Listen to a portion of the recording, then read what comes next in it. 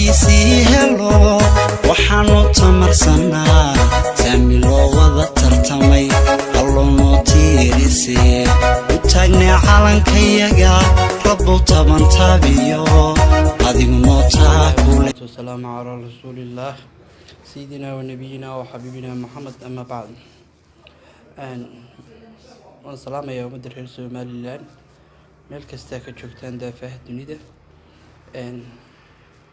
maanta waxaan soo galay inaan ka hadlo maalin qaran oo ku beegan 18 May oo muhiimad badan ay xukuumaddu gelisay maalmo kala duwan ay ka soo saartay 5 bisha May 3 bisha May 7 bisha May.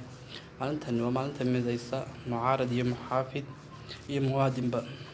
waa maalin ka wada dhaxaysa mid reer Somaliland meel kasta joogaan. waa maalin mujaahidiin badan kaga maqan yihiin reer Somaliland. waa maalin xorriyadii Somaliland dib loo soo noqonay.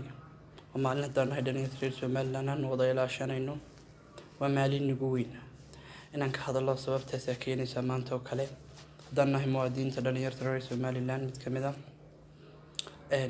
ugu dambeyn xukuumaddu waxay qaadatay inay soo jeediso go'aan 12 bisha Ramadaan oo ku beegan 18 May in la qabto oo maalinteedii caadiga ahayd. maanta waan taageersanahay, laakiin maalmaha qaranka haddaan la ilaashan, lagu ilaalin waqtigoodii, lagu ilaalin xuquuqda waqtigay lahaayeen, wax badan baa ka beelay noqon doona qaranka. haddaan nahay dhalinyarta waan ku garab joogaynaa maalmaha qaranka inaan la ilaashano xukuumadda muxaafid iyo mucaaradba. sidoo kale qodob kale aan ka hadli lahaa wuxuu ahaa colaad yar oo ka soo cusboonaatay magaalada Ceelafweyn dadka walaalaha ah halka ku nool. waxaan leenahay Ilaahay kala qaboojiyo beelaha walaalaha. colaadda dib u soo cusboonaatay ee soo noqnoqotay ee reegtay, Ilaahay kala qaboojiyo beerkoodana burcad Allah subhanahu wa ta'ala ay sumariyo. waan idin salaamayaa. maanta waxaan soo galay qiimaha weyn ee agteeda ka leedahay 18 May. maalmaha qarankani ku suntan yahay mid ka mid ah aan ku faano wada jecelnahay 18 May. 18 May waxaan codsanaynaa xukuumadda inay ku ilaaliso waqtigeedii, mowqif cadna ka wada soo saarto maalmaha qaranku leeyahay.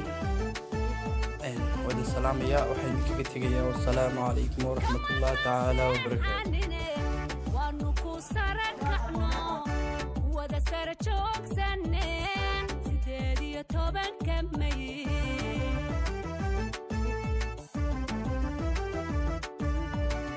صور عادية تلمان سمت بالغو قردي وانا لغو صار شري مقع Somaliland.